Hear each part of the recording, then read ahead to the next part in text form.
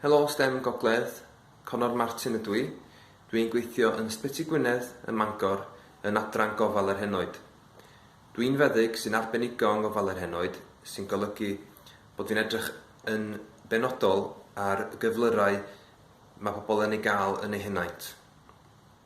Mae defnydd STEM yn bwysig iawn yn fy swyddi o ddydd i ddydd, gan gysidro pob peth o bioleg, sut mae'r corff yn gweithio, sut mae gwahanol gyflyrau yn dod yn y corff, cemeg, sut mae gwahanol gemegion yn adweithio gyda'i gilydd yn y corff, a sut mae y corff yn adweithio gyda gwahanol feddyginiaethau, i ffiseg, sut mae gwahanol rymoedd yn effeithio ar y corff, a sut, er enghraifft, mae'r gwaed yn llifo drwy'r galon.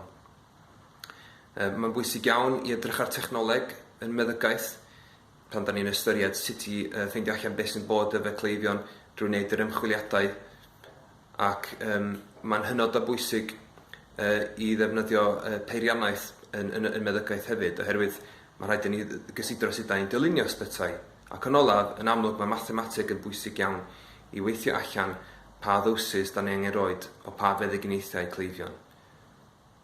Diolch yn fawr iawn i chi. Hwyl.